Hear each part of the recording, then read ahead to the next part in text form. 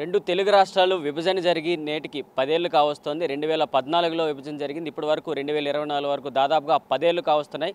ఇప్పటి వరకు చూసుకోవాలి రెండు తెలుగు రాష్ట్రాలకు సంబంధించి కేంద్రం అంతా కూడా మొండి చేయి చూపిస్తూనే ముందుకొచ్చింది. ఇక ముఖ్యంగా ఆంధ్రప్రదేశ్ రాష్ట్రానికి సంబంధించి మనం మాట్లాడుకున్నట్లయితే 2014 విభజన సమయంలో కాంగ్రెస్ పార్టీ 5 ఏళ్లు హామీ ఇస్తామని చెప్పింది ప్రత్యేక హోదాకు సంబంధించి. కానీ బీజేపీ మాత్రం 5 ఏళ్లు కాదు 10 ఏళ్లు ఇస్తామని చెప్పి గతంలో చెప్పింది. దానికి సంబంధించి అయితే ఇప్పుడు ముఖ్యంగా కాంగ్రెస్ పార్టీకి సంబంధించి ఏపీపీసీసీగా శర్మిల రీసెంట్గా అయితే కాంగ్రెస్ పార్టీ పగ్గాలు అయితే చేపట్టారు. అప్పటి నుంచి కూడా మరోసారి ఆమె ప్రత్యేక హోదా కావచ్చు, ఇక ఆంధ్రప్రదేశ్ రాష్ట్రానికి రావాల్సిన అంశాలన్నింటినీ కూడా ఢిల్లీ వేదికగా అయితే తమ ధర్నాలు చేస్తే ముందుకెళ్తున్నారు. ముఖ్యంగా ఈరోజు ఉదయం నుంచి చూసుకున్నట్లయితే వివిధ పార్టీల ఎంపీలతో కావచ్చు, ముఖ్య నేతలు అందరితో కూడా కలిసి ఆమె అయితే మొత్తానికి ఆంధ్రప్రదేశ్ రాష్ట్రానికి విభజన జరిగేటప్పుడు నష్టం జరిగింది, వాటన్నిటిని మీరు ఒకసారి పార్లమెంట్లో మీరు ప్రస్తావించాలంటూ కూడా అందరికీ వినతి పత్రాలు అందించిన పరిస్థితి మనం చూసుకోవచ్చు. ఉదయం 9:30 ఎన్సీపీ అధినేత అయిన శరద్ పవార్తో సమావేశమయ్యారు. అప్పుడు కూడా ఆంధ్రప్రదేశ్ రాష్ట్రానికి సంబంధించిన అంశాలు కొన్నిటిని ఆమె ముందుకు దృష్టికి తీసుకెళ్లారు. అలాగే 10:30 తమిళనాడుకు సంబంధించి డిఎంకే తిరుచి శివాతో అయితే కలిశారు. దాని తర్వాత 12 గంటల సమయానికి సిపిఎం పార్టీకి సంబంధించి సీతారాం యెచూరితో అయితే ముఖ్యంగా సమావేశమయ్యారు.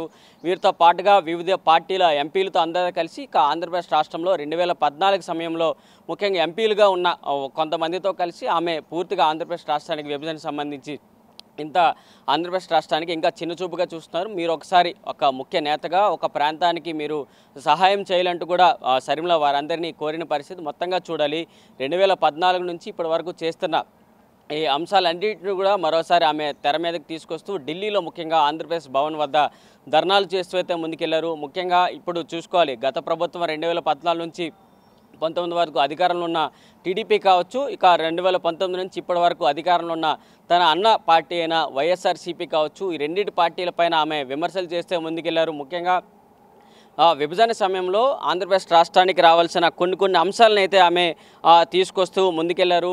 మొత్తానికి మోడీ గారు అయితే ఏదైతే తిరుపతి సభకు వచ్చి ఆంధ్రప్రదేశ్ రాష్ట్రానికి సంబంధించి అంశాలు కొన్నిటిని హామీ ఇచ్చారు.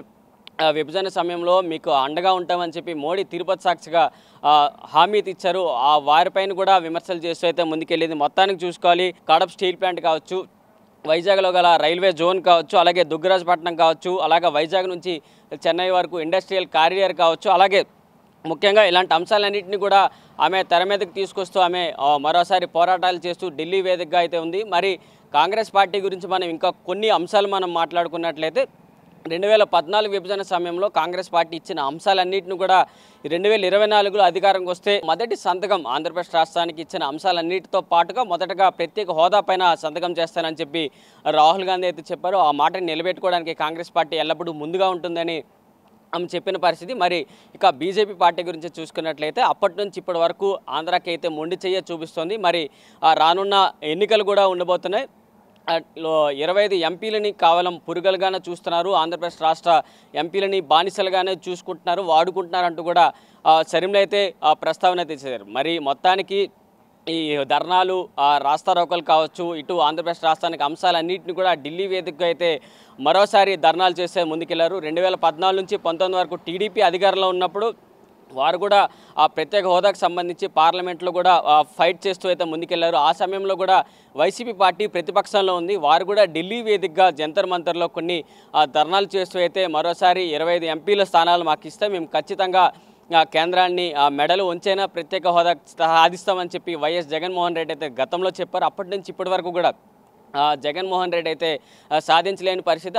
ఆయన పైన కూడా తన తెల్లిగా ఉన్న శర్మిల కూడా ఆయన పైన కూడా విమర్శలు చేస్తుంది. ఇవన్నిటినీ ఒక రూట్ మ్యాప్గా చేసుకొని ఇప్పుడు కొత్తగా 2014లో విభజన తర్వాత నుంచి కాంగ్రెస్ పార్టీ గ్రౌండ్ ఫాల్ అయిపోయింది. మరి ఇప్పుడు శర్మిల రాకతో కాంగ్రెస్ పార్టీ మరింత జోష్గా అయితే ముందుకెళ్ళిపోతుంది. ఇక ఎన్నికల్లో ఎలా ఉండబోతోంది, ఈ సాధనల కోసం ఈ అంశాల విభజన సమయంలో ఇచ్చిన హామీలన్నింటినీ సాధన కోసం ఏ విధంగా ముందుకెళ్ళబోతోంది, వారి కార్యాచరణ ఎలా ఉండబోతుంది, 2024 ఈ లోక్సభ ఎన్నికలతో పాటు సార్వత్రిక ఎన్నికల్లో ఏ విధంగా విజయాలు సాధించబోతున్నారు కాంగ్రెస్ పార్టీ, ఏ విధంగా ముందుకెళ్ళబోతుంది, మనం తెర మీద చూడాల్సిన అంశాలు అయితే కనిపిస్తున్నాయి.